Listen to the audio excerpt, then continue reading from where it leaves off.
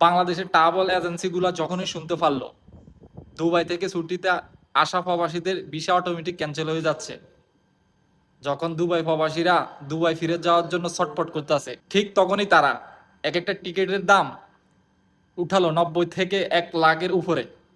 এখন অনেকের visa cancel হয়ে যাব যেন টাকার জন্য টিকিট কাটতে না পারে অসহায়ের মতো ভাগ্যের উপর ছেড়ে দিল জীবনের হিসাব।